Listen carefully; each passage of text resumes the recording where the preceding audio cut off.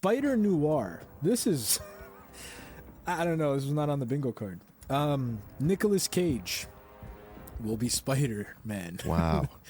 In an Amazon Prime series. This trailer was really interesting. I'm familiar with this character because of a 2009 video game he was in. That was my introduction. And you play as him, and it was like a little bit like Batman Arkham in a way, where like it was all stealth and whatever. He was one of 4 Spider-Men in that game, and his segments were all stealth. So they decide to make a show because the animated show that came out, he was in it too, and he became popular. So they're gonna milk that, of course, and now they're making Spider-Noir. Milk, Jesus, Milk. the negativity. No, I say that positively. But yeah, Spider-Noir. I mean, look, we see Nicolas Cage, who is not playing Peter Parker, by the way. He is playing Ben Reilly, and he is playing the Spider. He will not go by Spider-Man. He will go by the Spider. And it's going to be a short series about, this Spider-Man set in the 1930s, I presume. And, it's this detective noir drama kind of thing going on. And I'm into it because it's very different than Spider-Man that we get. So I think you're into it no matter what. If it was made with Fruit Loops, you'd be into it. No, that's not true. I've Come changed. on. I'm a changed man. Come on, Although I do shit. like Fruit Loops. I fuck with Fucking Fruit Loops. liar. No, but this is cool. They made 2 versions of this trailer, one in black and white, one in color. I think I'm going to watch this show in black and white. I think it just, that's the way it should be watched maybe. But yeah, I don't know. I don't really have much to say in terms of like what this is, because I don't really know what the story is. All I know is from what I see in the trailer, the shots of him as Spider-Noir and like the fighting scenes look good. The swinging at the end looked kind of janky, but like it's a TV show, so I forgive it. I'm interested. I don't know. I'm hyped for it. Like they're also doing a new thing here where he's not Peter Parker, because Spider-Noir is Peter Parker. It's just a different version of Peter Parker. But they specifically say he's playing this dude named Ben Reilly. Ben Reilly in the comics is a clone of Peter Parker. So I guess that's their way of trying something new without like kind of being held to the comic book, and they can just kind of veer off and do their own adventure, which is cool. I think that's important these days. So I'm all about it. Chris, does this do anything for you? Yeah, of course. Well, when you ask it like that, you're fishing for me to turn heel. Listen, what did I say the last show? If it's something is shot differently, if it's done in a different kind of style, I might pay attention. But, we'll see. This show's got a lot of writers. It's got 5-6 writers. Now, it is going to go 8 episodes, right? But it's interesting because he's one of these guys, Nicolas Cage, has had an interesting history with superhero movies, right? We all remember Ghost Rider. Yeah. Is it Ghost Rider? Yeah, Ghost Rider. And then the sequel. Yeah, he did 2 of them.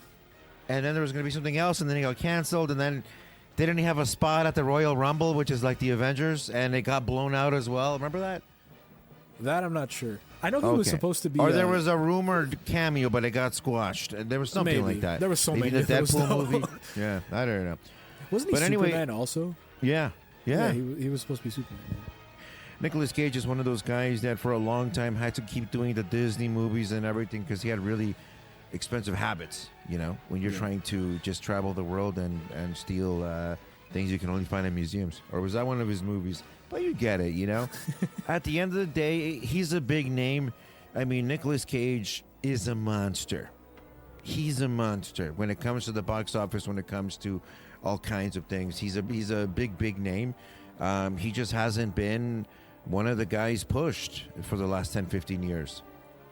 So you talk to younger people, and they don't have that affinity for Nicolas Cage, and you ask most people, do you know Nicolas Cage? They'll be like, is that the guy from Gone in 60 Seconds? Go, that's your frame of reference to Nicolas Cage is Gone in 60 Seconds? Jesus, But over the last 5 years, he's done a lot of indie flicks. He's done a lot of really interesting stuff.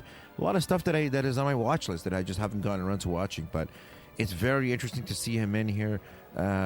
We talked in the last show, what is the draw? Is it the celebrity? Is it the gimmickry? Is it the way Ryan's sweet, sultry voice talks about these characters? It's a little bit of all three, I think. But what I will say is that this looks different, and I'm definitely gonna check this one out just based on the fact that it's Nicolas Cage, who I'm a fan of, and he hasn't been, like I said, he hasn't been doing a lot of bullshit lately. So if he's invested, it's obviously because there are some good minds here. Yeah, I agree. You definitely know more about Nicolas Cage than I do. I laughed at your joke, but like I also don't really have much of a frame of reference besides like Ghost Rider. Oh no! So like, you know, but I'm not oblivious. Piece of shit. But I'm not oblivious to what National you're Treasure. saying, though. I know he's a big deal. I get it. I just haven't gotten around to him. So you know, obviously I'm gonna watch this because it's Spider-Man. But like, I like everything they're going for. Honestly, I think it's just really different and unique. And in a world where like superhero movies are like, you know, 5 a year or whatever, then you got shows and stuff. Like this will definitely stand out. You know. So. From what I read, the story's going to tell the story of an older character. You're right. This is sort of a reimagining of 2 different versions of that character. I don't think it's even based all that much on the 2009 one, but we'll see. But it seems to be, even with the name and everything, sort of a different take on things. And one of the main reasons is this very much is, regardless of what they say in the comic books, this is another Peter Parker story. But it's being told in a different tone, and so the Peter Parker, it almost would imply that there's intonations that it's a younger kid still in high school, perhaps, and this is now sort of an older, more mature story. So you're getting sort of that literally black and white aesthetic to the whole thing. That is just awesome, and I think they're putting in the baby bumpers with the color.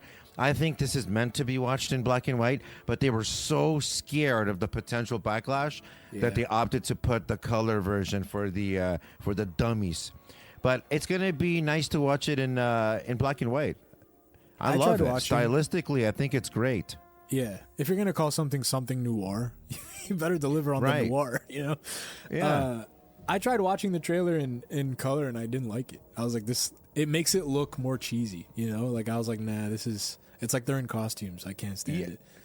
Yeah, and graphic scenes where there's blood and gore looks way more graphic in black and white. Oh, yeah. Because your mind can't wrap, it can only imagine, you know? What it is, yeah. Yeah. Yeah, so that's gonna be a good one. I've always liked the idea of an older superhero. I've always liked the idea of an older Bruce Wayne. You know, we kind of got to see that in Batman Beyond. I always thought that was such a cool story that they told, was sort of Bruce mentoring this new guy that was gonna take the strap.